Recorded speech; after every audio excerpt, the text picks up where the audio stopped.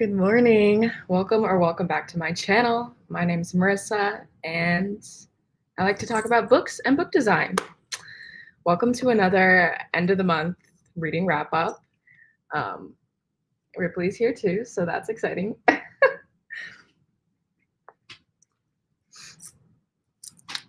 morning. I hope everyone has their coffee ready to go. And Ripley's gone.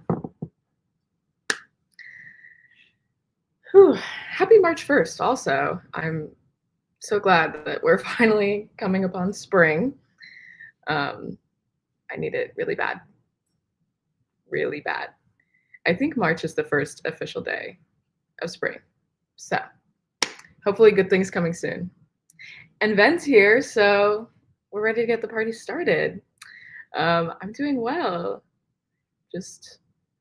I'm kind of having a lazy morning. I'm trying to wake myself up a little bit. But I'm excited to talk about all the books I read in February because I actually read 8 books last month, which is pretty good for me. I feel like I usually read about like 6 books, but I was kind of going audiobook crazy. So I think that's how I read so many. And my focus was mainly, I was reading romance for Valentine's Day, but I was also reading books from Black authors for Black History Month. So I think I have a pretty interesting mix. Yeah, and I want to hear about what you guys read as well. So let me know in the comments the best book you read in February. Good morning, Cami. Thanks for being here. I'm so excited.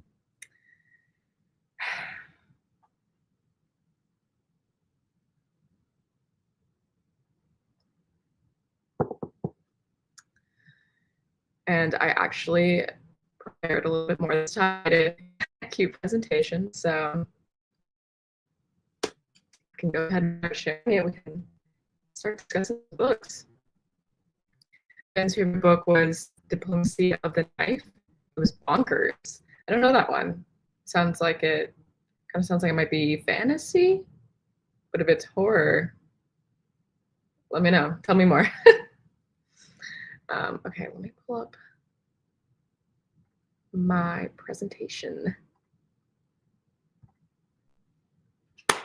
Okay, see, I found this little Valentine's Day template, so I thought that was kind of cute. Yeah, so like I said, I read 8 books, and I think 7 of them were audiobooks. One of those 7 was physical and audio, and then one of them was on my Kindle. Ben says it's a grimdark fantasy and a book too. There's a lot. Okay, well, what's the first book in the series? Sounds interesting. Okay, so let's just get into it. The first book I read was a novel love story by Ashley Poston. As I said, I was reading a lot of February because of Valentine's Day, which is funny because I also put out my video about how I don't like romance, but that's clearly not true because I seemingly read romance all the time. Cami says, this month is crazy because I loved a lot of the books I read, so I don't know if I can choose a favorite. Well, that's a great problem to have. I love when that happens. And honestly, I did read a good number of some good books this month, so it was pretty successful for me as well. I'll have to think about which my favorite was, and I'll tell you at the end. And Ben says, the fall is all there. Oh, I'm not wearing my glasses. The fall is all there was book 1. Okay, I will look that up after. So, a novel love story. I read this with the Little Library Book Club, and this was obviously our Valentine's Day pick. I gave it 2 stars. You can see that. It was just okay. It was just below okay, which is why I got 2 stars. I read from Ashley Poston before. I read The 7-Year Slip, and I liked that one just like a little bit more than I liked this one. I really appreciate that she brings some sort of fantastical elements to her romance novels. They're always just like there's some fun little twist in them. So this one, A Novel Love Story, is about a woman who is sort of just she's in a place in her life where she's stuck. She has had this relationship end. I think it was like an engagement end, actually. And pretty much the only thing she really has in her life to look forward to at the moment is this book club she's in, where they read this book series by her favorite author. I forgot the author's name, but it's like a romance series that's sort of centered around this small town. And she's supposed to be going on a retreat with her book club to they get together and they read the books. But everyone has canceled this year, and her best friend, who's also in the club, is like last minute cancels to go on this trip with her boyfriend, where she's most likely gonna get engaged. And so our main character, who I forgot her name,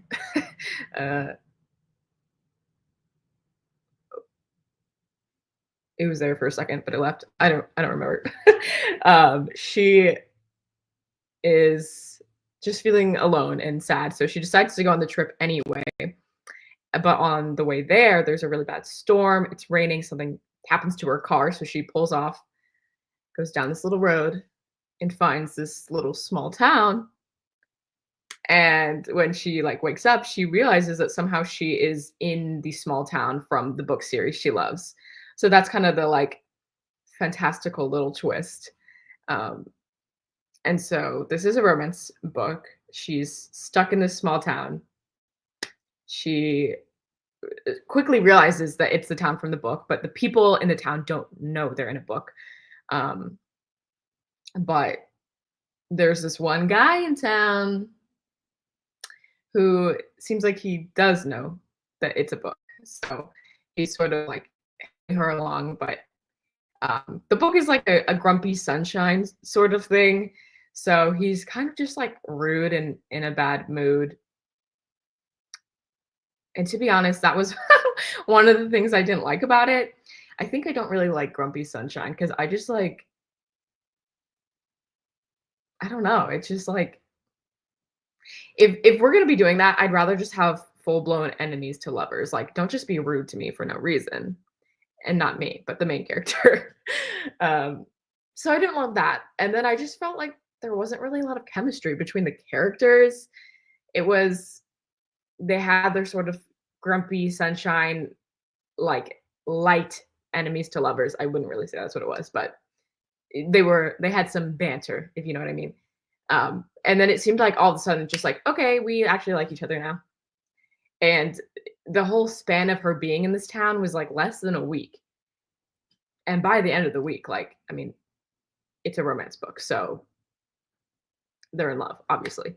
So I just didn't really buy that. And the other thing was the whole story centers around this like romance book that the character loves, but and that's like the excitement of it, her being in the story and getting to meet these characters she loves. But I was so uninterested in the romance book in the story because that book sounds just like nothing I would ever pick up. And I didn't care about the characters, and she kind of has to like help them fix their relationships and stuff. And I was just kind of bored. Um, yeah, and it's not going to stick with me. 2 stars. I think the other people who finished it in the book club also kind of felt the same way. Um, eh, I don't know. I did enjoy the 7 Year Slip when I read it. I think that like the fantastical twist in that one is like a little bit of a time travel, time jump thing, and that was just a little bit more interesting to me. I think I haven't read her other book, The Dead Romantics, which is sort of like a ghost story one, ghost writer love story. Um, so although I didn't really like this one, I think it's fun that she's writing unique romance books. So I won't.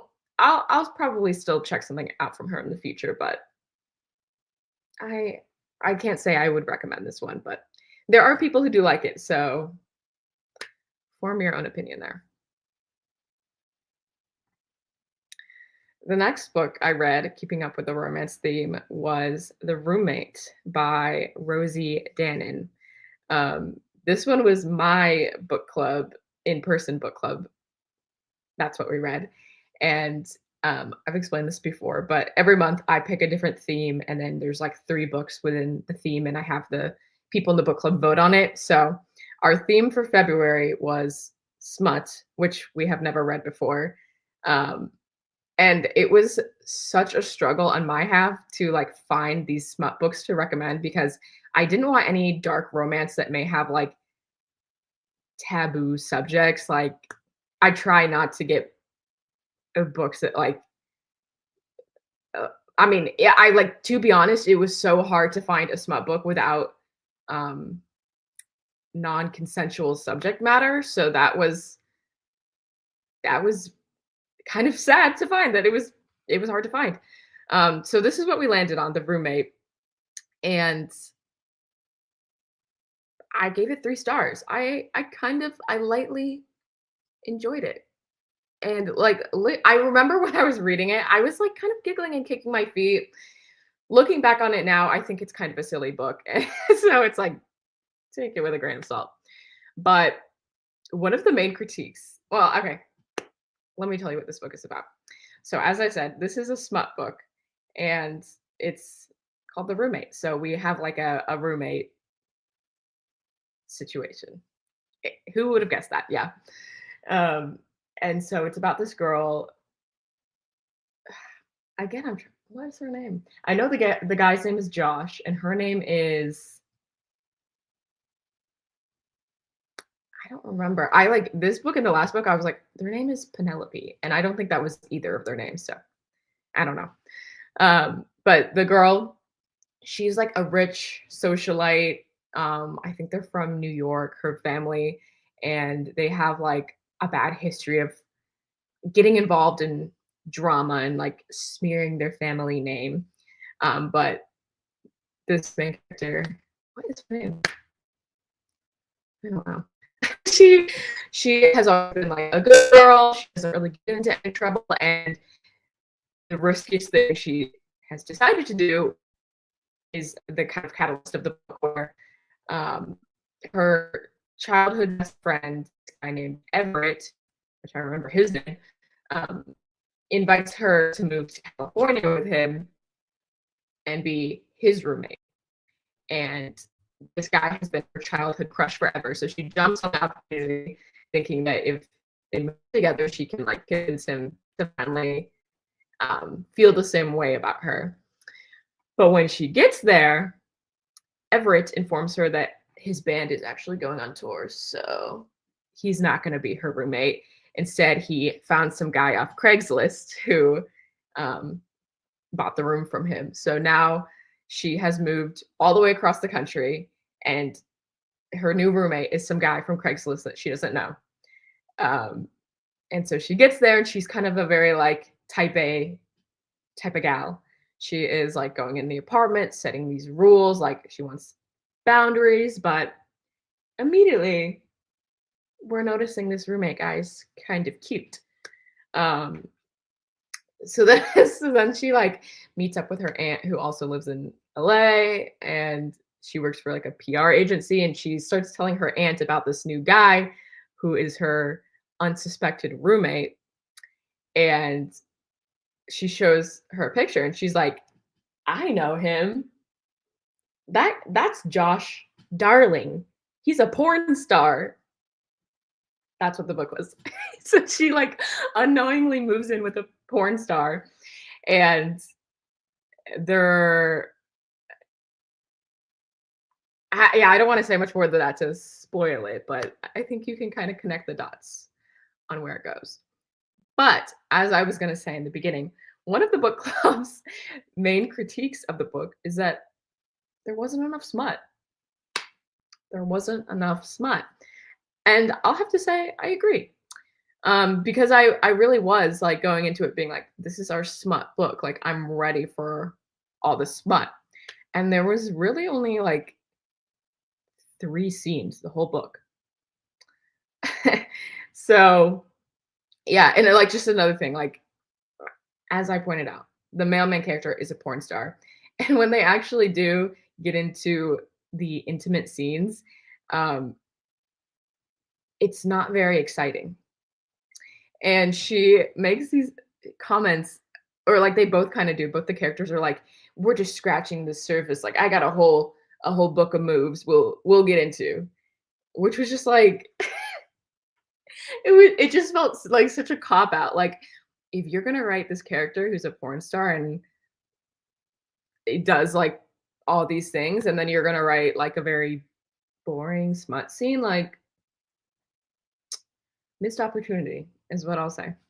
But I think like in terms of romance books, the people who might enjoy this, um, although I said it was lacking smut, it did work for me because I'm someone who, in any sort of romance book or like subgenre romance, I love slow burn and I love pining and yearning.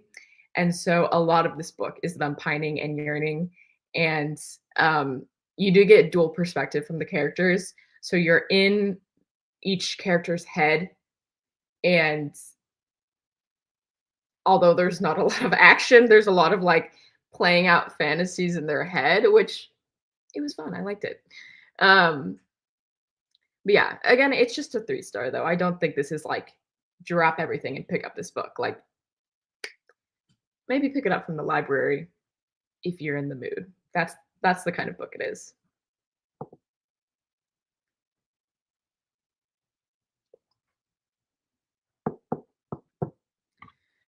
Now I need to know before we go on.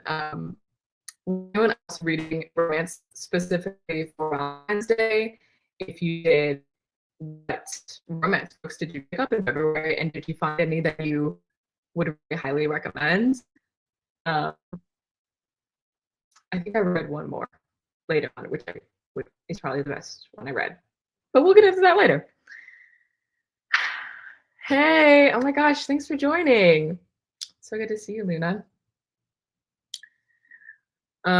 Yeah, so that's how I felt about this one. Moving on.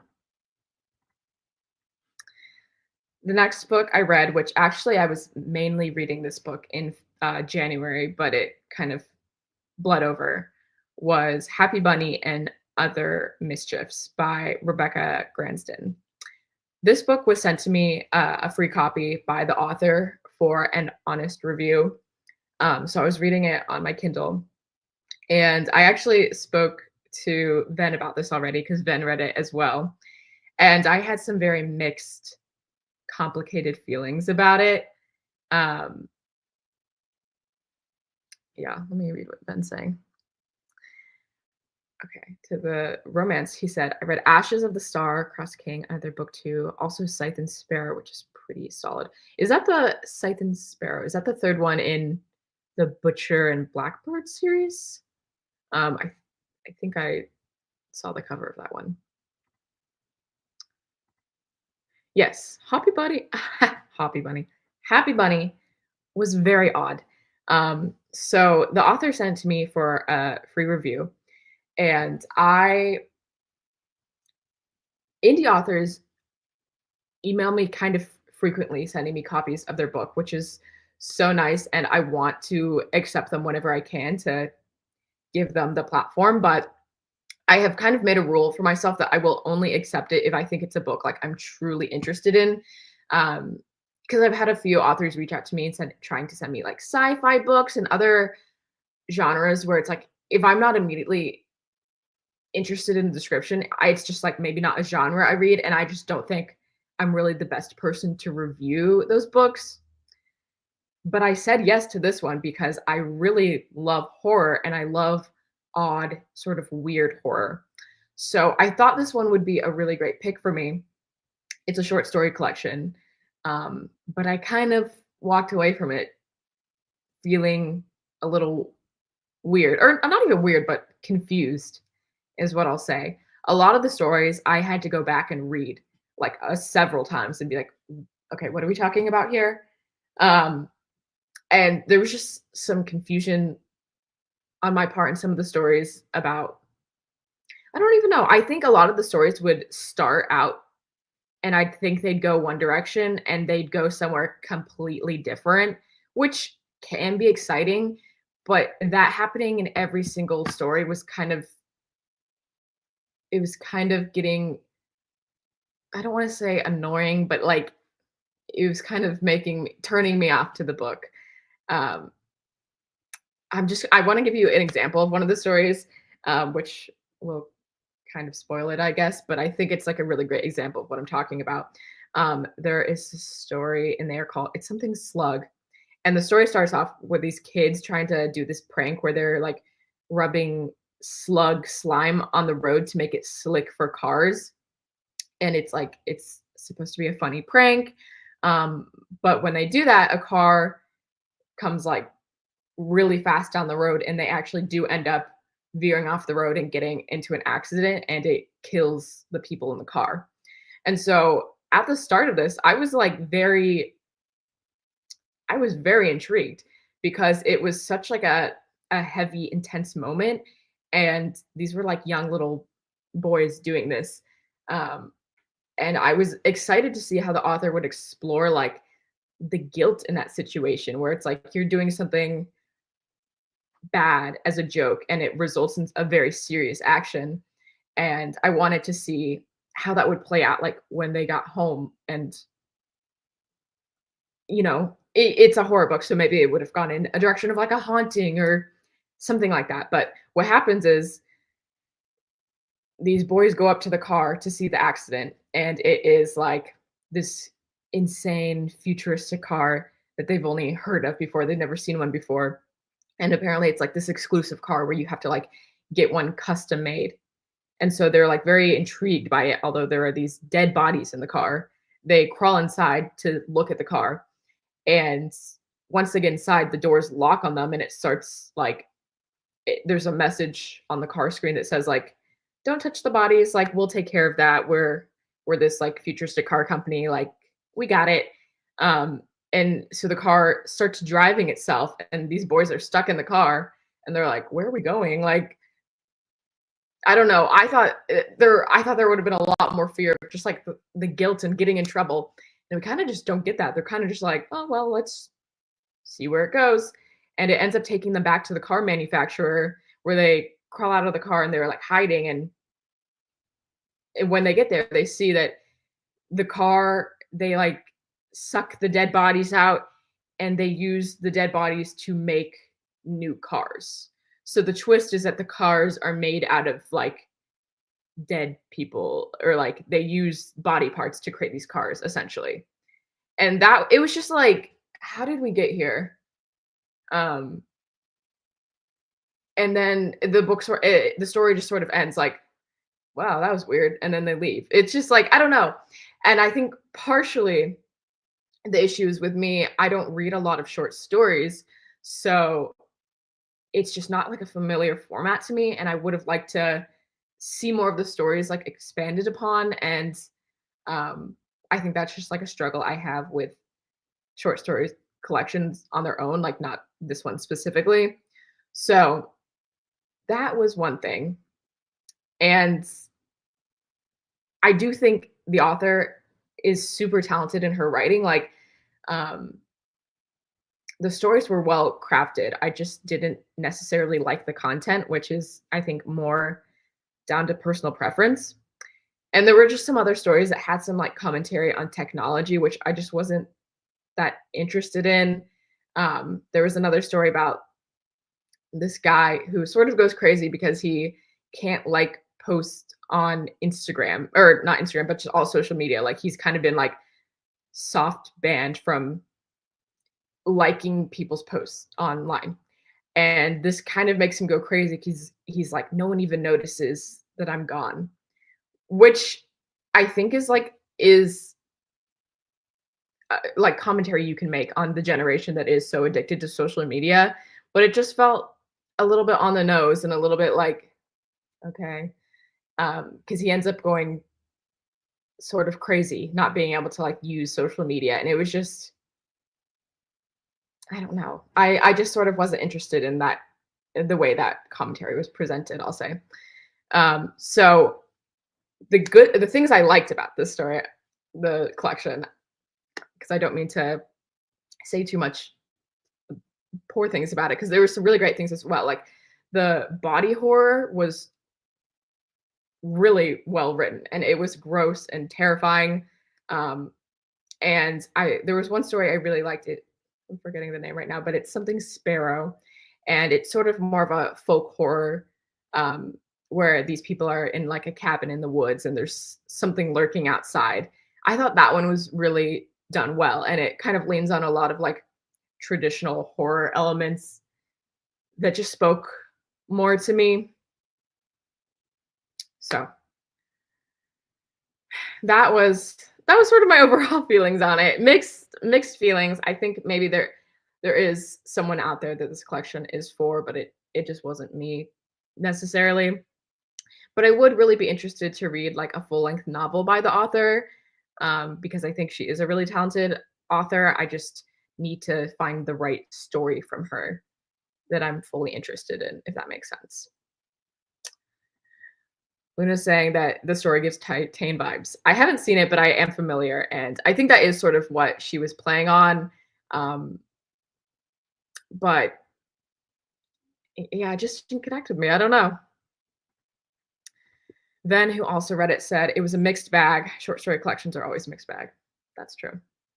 Um, yeah, so there are some really good things in there. I'm sure there's something for everyone who likes horror. Um, but yeah, thank you again to the author for sending me a free copy. That was really cool, and I'm excited that I did get to read it, and it has opened me up to exploring more from her in the future.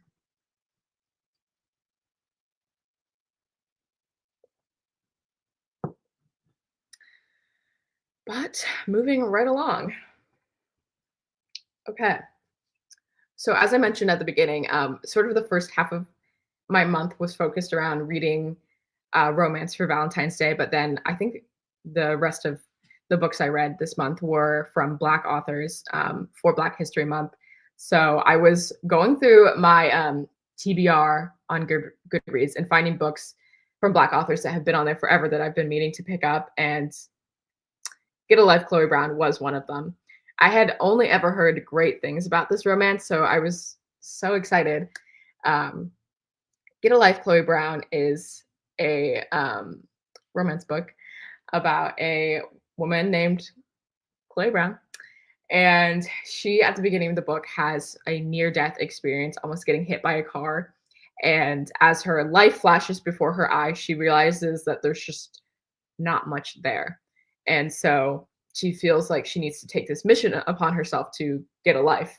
And so she creates this list of all the things she would need to accomplish to um, feel like she lived her life to the fullest extent if when she dies.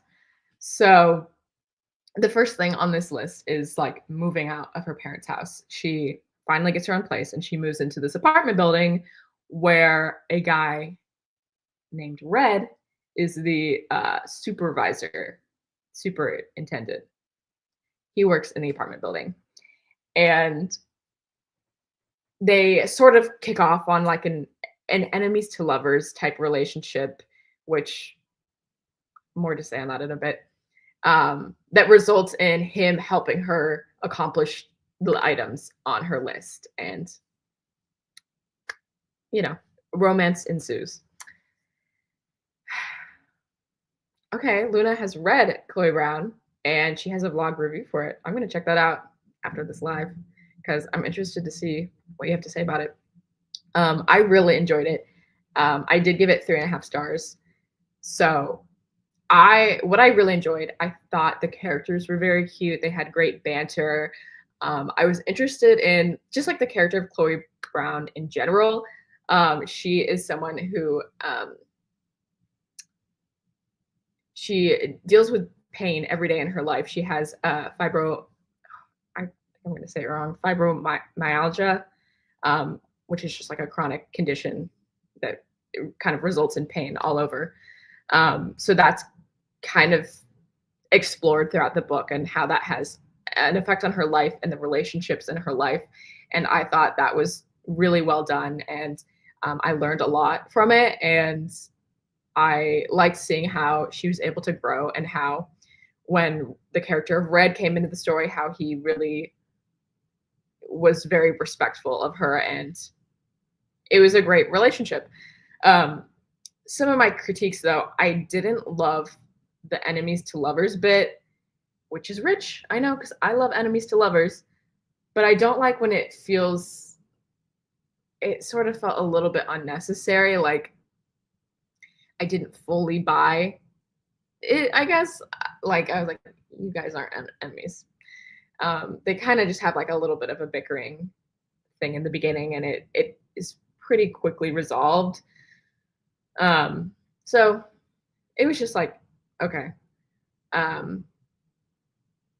And the other thing that I sort of, which maybe had me taking off a half star, is just like there was a lot of miscommunication. And there was at one point where I thought it was actually pretty well done, where they have miscommunication, and the character, I won't say which one to stop from spoiling, but one of them, they have sort of a miscommunication, misunderstanding, and it results in one of the characters actually going to therapy. And when he's in therapy, oh, I said he, okay, you know which character it was. He learns like a lot of tools for how to like move forward with that. And the way it's shown in the book, I was like, wow, that was actually a really good example of how to deal with a misunderstanding and like move forward in a relationship. So I appreciated that as someone who really doesn't like miscommunication. But then it happened again, maybe once or twice more, and it just felt like it kind of dimmed the sparkle of the first instance of it where I thought it was resolved. So that's kind of where some of the points were taking off in my book. But I still think this was a fantastic romance book. I would highly recommend this one. And I will continue on with the series. Luna says that she preferred Christmas at the Cat Cafe by Jessica Redlin when it comes to romance books with a main character with vibro. Okay, that's good to know. I haven't heard of this one, but I'm very intrigued by a cat cafe. So I'll be looking that one up. Yeah, overall, as someone who claims they hate romance, I didn't hate this one. I liked it quite a lot. And even with some of the things I didn't enjoy, I thought it was still a really great read. So I recommend. Next, wait, I think I skipped one. Wait. Okay, I read a book before Chloe Brown. I hope it's in the slide later. But if I forgot to make a slide for it, I'll just talk about it later. I read Cinderella is Dead.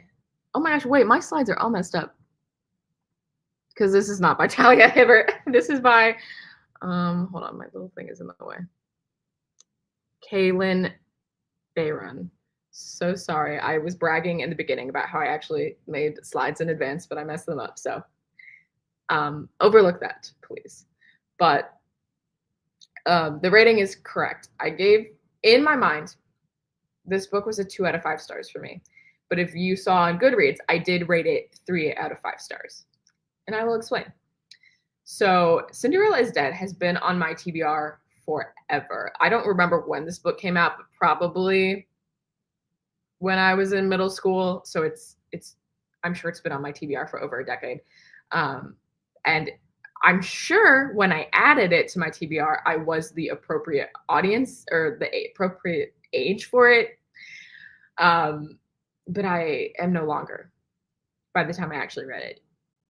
So a lot of the qualms I had with the book, I think it was really chalked up to the fact that I was just too old to be reading it.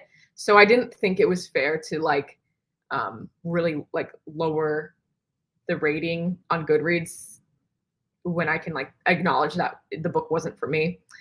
But yeah, I'll tell you more about my thoughts. Luna has read more from her and enjoyed them. I was looking at her books after because the things I liked in this book, I really did like. And I do think had I read a book intended for an older audience by her, I would have really enjoyed it. So Cinderella is Dead is a young adult dystopian novel. And it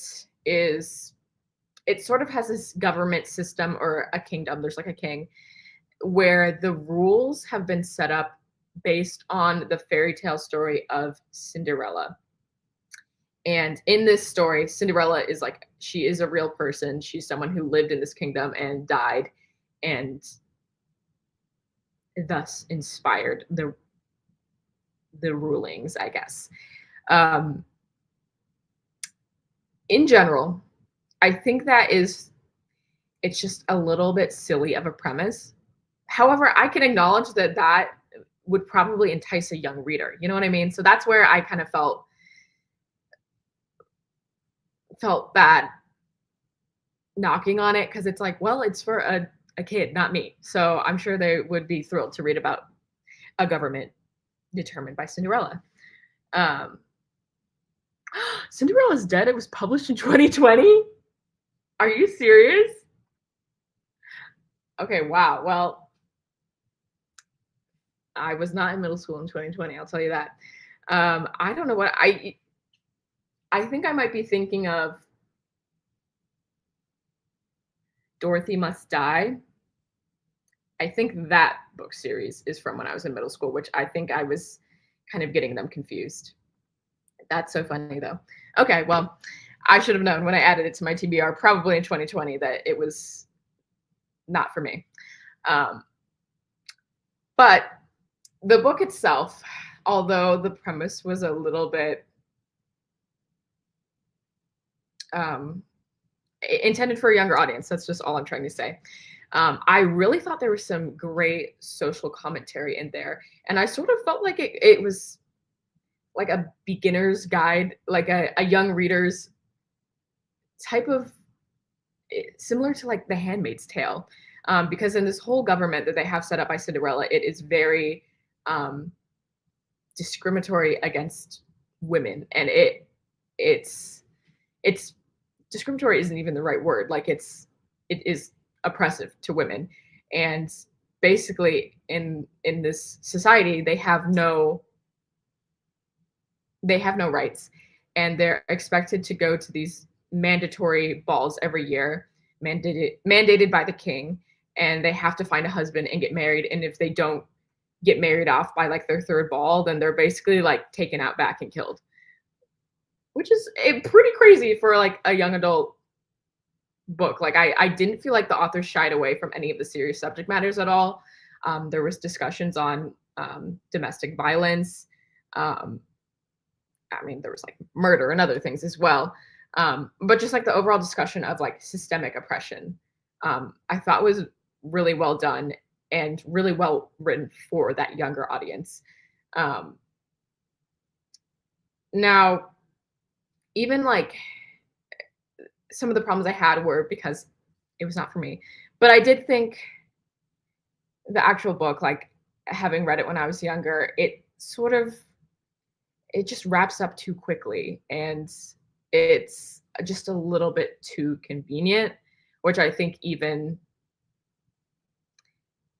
for the right audience, like it could have just been done a little bit better.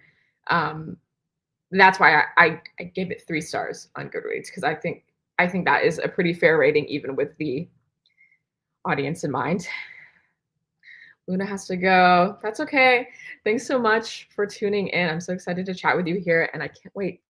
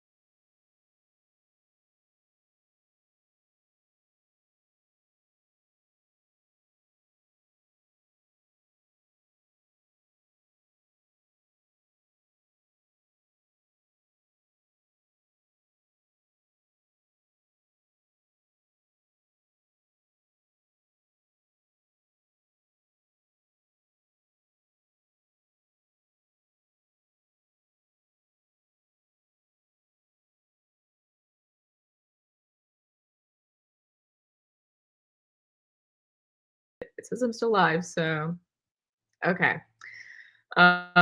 Sorry about that. My Wi-Fi just randomly went out and I tried to connect to my hotspot and it still said I didn't have internet.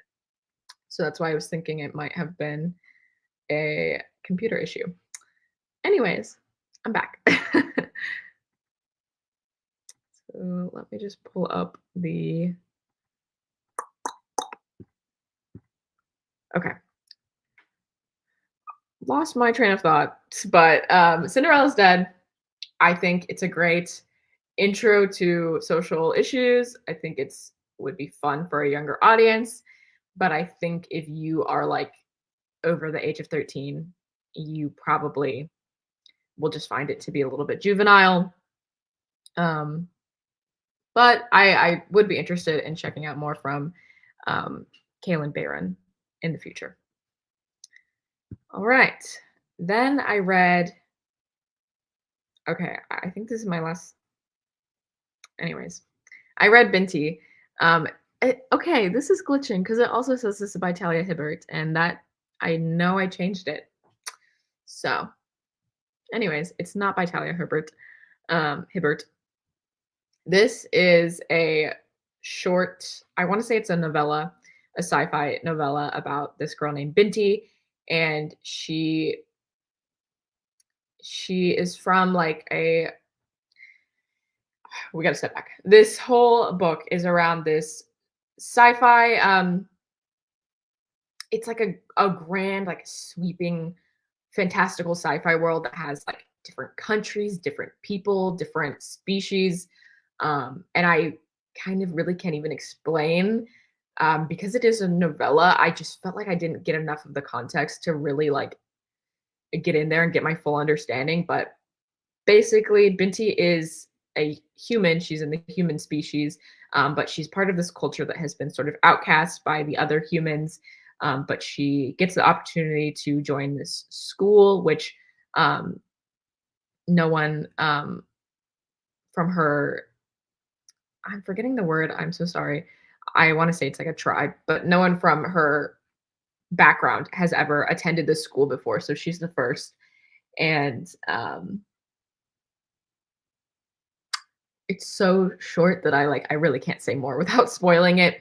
Um, but I did give it 3 out of 5 stars. I thought the story was super interesting, um, but it just wasn't quite long enough. Like I really couldn't get into it, and like I mentioned earlier, I couldn't fully understand the world of the story. But it seemed like it had a lot of inspiration from Dune. It reminded me a lot of that. Binti, her people live on a planet that also they don't have any water. They live in sort of like a desert climate, and a really important element is that they use this clay, which is visualized on the cover. Um, it's like in replacement of showers, but it also is sort of like a healing balm or tonic. And I thought it was a very interesting story. Like I wanted it to keep going. I wanted to learn more. Um, but I want to say it's only like 96 pages. So we just really don't have the room to explore more of that. And the story that is it presented is it does wrap up quite quickly because it's so short. So I think had this been a full-length novel, I would have really enjoyed it. Um, this is I think it's a trilogy, but the other books are also quite short as well. I looked it up at the next one because I was like, is it like are they all novellas? And I want to say book 2 is like 180 pages, so it's about 100 pages longer than this one, but it still is quite short. So I don't know. I might continue on with the series, but I sort of feel like if I'm never gonna get like more like I I know it's a trilogy, and if this is quite short, if you read all 3 of them together, it might feel like a full-length novel, but in this novella, it has like there's a problem at the beginning that is resolved by the end. So it doesn't really feel like it would be a smooth continuation. It feels like it would be like another story almost. I mean, I can imagine how it would continue, but I feel like I wouldn't be able to overlook how quickly the first novella wrapped up. So that's sort of my only like issues with it. I did think it was a good read, especially if you're looking for like a quick read. The audiobook was 3 hours. So I don't know. I thought it was pretty fun and it kind of did get me more into a sci-fi mood. Um, so maybe, well, I won't be picking up any in March because I picked my TBR from the TBR jar. So we'll talk about that more later. Let's see if my last slide is hidden. Okay, I read. All right, this is glitched. I read another book right before Chloe Brown, so I'm just going to talk about it with this slide up so you can look at Ripley. Um, I read The Vanishing Half by Brit Bennett, sort of at the beginning of the month. That is a historical fiction book about these two sisters who grew up. They're in a small town and they are both Black women, but they are very light skinned. And so they live in this town where um, it, it's sort of I'm struggling to find the word. It is a benefit that they are light skinned. And they have this, one of the sisters is, um, her story follows, she ends up falling in love with a Black man who is very dark skinned. Um, and the other sister ends up running away and no longer speaking to the family, and she decides to try to pass as a white woman, and she ends up marrying a white man. And so it's sort of how their stories just completely go to two different places, um, because it looks at the generations. We get sort of some of the context of their mother. We look at the two girls and how they grew up differently when they took the two different paths, and then each of them have a daughter, and one of them is very dark skinned, and one of them, she believes she is fully white. She completely looks like a white woman, essentially. Hi, Erin. Good morning, Queen. Thank you for tuning in. Um, so I thought the story was super fascinating. It obviously explores issues of race, and I said it was historical fiction. It's mainly it sort of spans, like, I want to say late 50s through early 80s because it is following these generations. And I really enjoyed how the story was set up. It's divided into different parts, and we sort of get their early years together. We get to look at one sister's life, how it plays out, and then it goes to a different part, and it's her daughter, and then we go to a different part, and we get the other sister's story, and it's sort of reading them divided up, I think made the book very interesting, and how it sort of all came back around to be intertwined. Um, I thought it was fantastic. I rated it 4 out of 5 stars, and I'm like, now that it's a little bit removed, I'm like, I don't know exactly why I didn't give it the fifth star. There was just something a little bit lacking the fifth star quality, but I maybe would even say it was a 4.5. I thought it was really great. Um, yeah, and I would highly recommend that one. I listened to it as an audiobook, and it was very good. Yeah. So those are the 8 books I read in February. Sorry that my slide only had 7 of them. For anyone who has joined after my tech issue, if I think at the beginning I asked if you'd read any romance. Tell me what the best one was you read, but just tell me what the best book you read in February was, because I want to know. And as I said earlier, wait. Okay, I was missing 2 slides. I read another book. I think that was only 7 because it's sitting right next to me.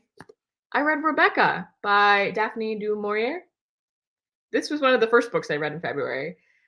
Wow. And this is what I get for trying to be organized. Rebecca. Okay, let's talk about this.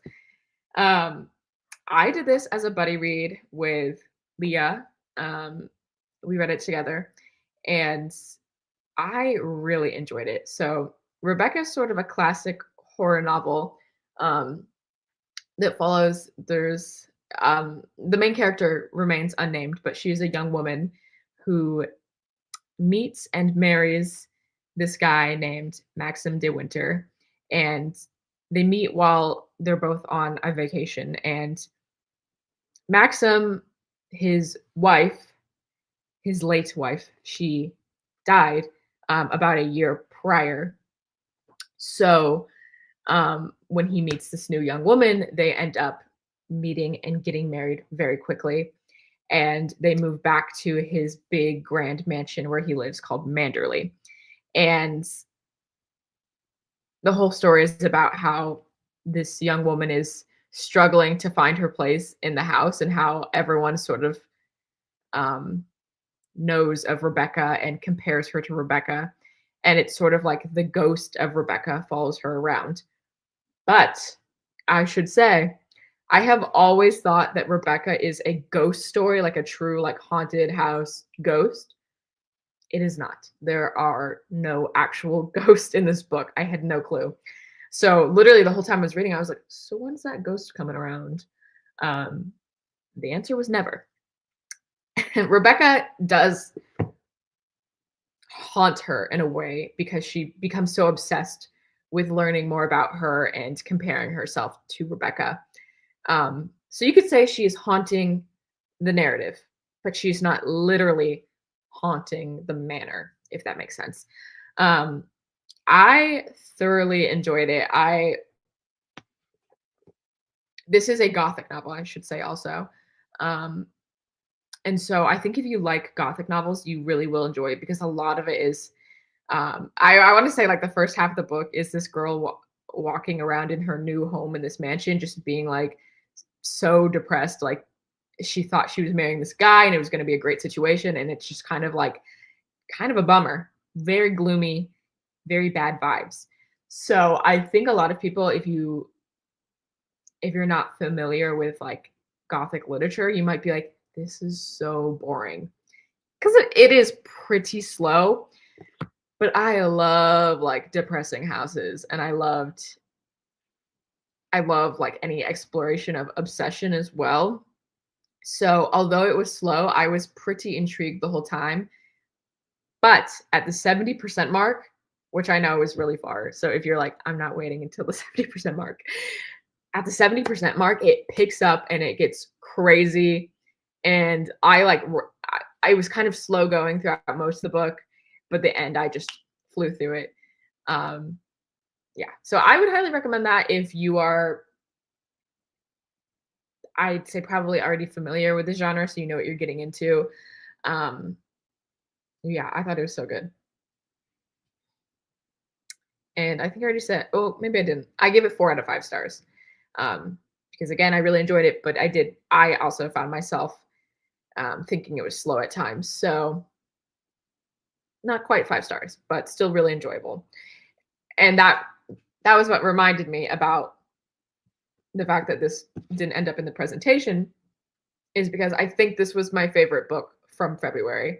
I really enjoyed it, but I just really enjoy Gothic literature, so it was a very good pick for me. And I'm so glad that I got to read it with Leah. And we are planning on doing a live stream to discuss it. Um, I don't think we have a date picked out yet, but I think it might be sometime maybe next weekend. Um, so just keep an eye on my community tab because I don't know yet. Erin says, didn't finish a book in February, but have been reading Quicksilver and it's all right. I think where I'm at right now, I would give it 3 stars.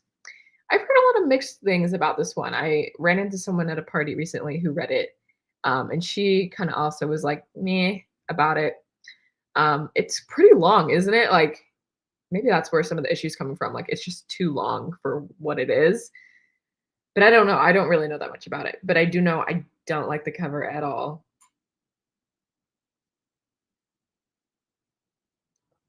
I think, yeah, I would not want a physical copy of it. She says, yes, and there's so many tropes in it. It's kind of like a lot of those fantasy books. They're trying to like grab whatever they can and make it stick.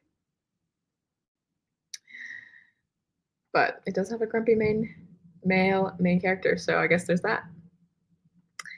That's fun. You'll have to let me know what you think in the end when you finish it. I probably will not seek that one out unless it really turns around and it's really good. Let me know. So yeah, in terms of what I will be reading in March, if you missed it, I put out a video yesterday where I did my first ever TBR jar, which was so fun. I've always wanted to. Like, I watch those videos all the time, and it just is so fun. Because pretty much how I operate in my other like daily life, like I'm so much more motivated to do any task if it is like a challenge, and I love like a randomized challenge. So although I am a mood reader, I think it's going to be good for me because I love checking things off a list. And I also mentioned in the video I will be filming a vlog throughout the entire month just to see like how it goes trying to stick to such a rigid TBR as a mood reader. So keep an eye out for that. I'm not going to go through what I read again or what I'm planning on reading again since I just watched the video. But I'll just tell you which one I picked up first. Peter Pan. Because this is literally like the cutest book in the world. Like the way it feels, it's just like so book. And that sounds silly, but it's like I'm like, this is like the shit that Belle was reading in Beauty and the Beast. She's holding like these types of books. I just love it. So I'm literally one page in, so barely started. But yeah, so if you want to know what I'm reading in March, go watch that video. But the other things I mentioned, I have my book club picks, which were not in that video. So for my in-person book club, okay, I have hair in my mouth. Our theme of the month is banned books. Pause. We're rewinding a little bit. I said, I think in my last live stream, that I want to try and challenge myself to read a banned or challenged book each month this year. And I think I kind of failed in February. I'm a little bit confused, but some say that Rebecca is banned or challenged, but I couldn't really find like a concrete source. So I don't know if that's true. Yeah. So kind of a wash for February. But my book club in March, our theme is banned books. So we are going to be reading The Handmaid's Tale by Margaret Atwood, which is pretty well known for being banned or challenged, I haven't read it before, so I'm really excited. I'm going to also try and find a physical copy of it because I want to take notes. And sometimes at book club, it's kind of just vibes and we're just like chatting about what we liked, and it's not super structured, but I'm going to try and like create a lot of good questions in advance to prepare for that, because the state of the country right now, like I think a lot of the themes in The Handmaid's Tale need to be discussed in depth. So that's one other thing I'll be reading in March. And then in the Little Library Book Club, I forgot what we're reading actually. It is a romance book. I'm pulling it up. Oh, it's called Picking Daisies on Sundays. I have never heard of this before, so I don't really know anything about it. I will probably audiobook it. But if anyone knows anything about that, let me know, because I've never heard of it before. Yeah, so all in all, that would be my 6 books from the TBR jar, and then those 2 additional ones for my book club. That would be 8 books again, which is what I read in February, so maybe it could be done. However, every book I read in February almost every book was an audiobook, and these are all almost physical. My TBR for March is almost completely physical, so we'll see. We'll see how that goes. But I have found myself like yearning for a physical book, so I think it's going to be good for me. And I think also, especially since it's spring and the weather's getting warmer, like there's nothing I love more than getting my book and a little like picnic blanket and reading outside. So yeah, stay tuned for the vlog because we'll be getting into all of that. And then let's see, Erin said she also needs to get into the banned book grind. Yeah. I'm sure some of you saw, but I did make a banned book video a few videos back. Um, and before I even made that video, I did not hear about the law that's going what's happening in Idaho, where they are the banned books are it's so bad where they have to completely restrict minors from some libraries. That is crazy. So I think in book spaces, we often talk about banned and challenged books, and it's always been important because, hey guys, censorship is bad. But I think it feels more real now, and I think we just need to keep the conversation going. And I really don't know what is to be done about what's going on in Idaho as someone who is nowhere near Idaho, and I don't really know what goes on there. But I am glad to hear that the lawsuit is happening with the authors and publishers guild. They're fighting back. So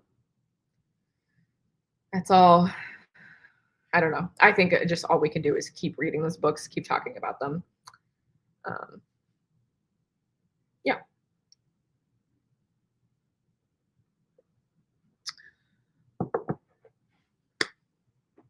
Okay. The last things to talk about and cover.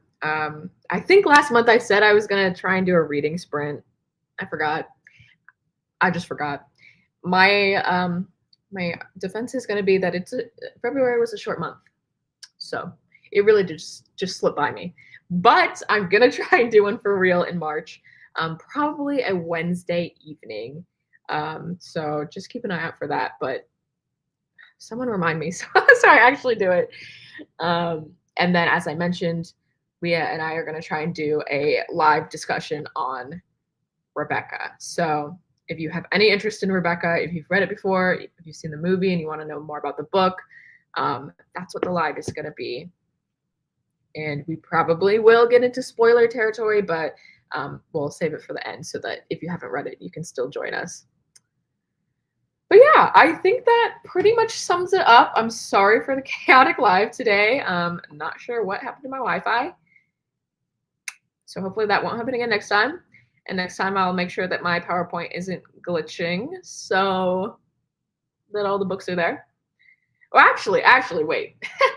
Next month, I probably will not do a wrap-up live because I'm filming the vlog of me reading throughout the whole month. So you're going to hear my thoughts on the books in that vlog. So I just think it'll be a little bit redundant. So maybe I'll do a different end of the month live stream. Maybe that'll be the reading sprints, or if maybe I can invite some friends to come on and we can chat. And sorry, I just keep thinking of things. March is the month where the new Hunger Games books come out. Just one. The Haymitch one, Sunrise on the Reaping. Oh, I'm excited.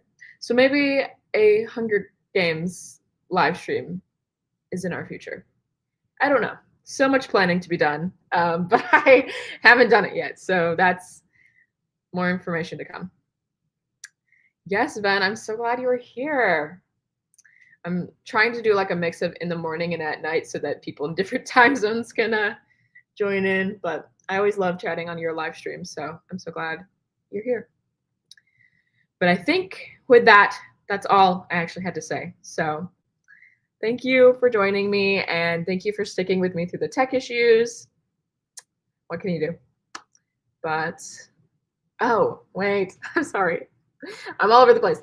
I also wanted to update on my video plans for the month. I'll just talk about it quickly.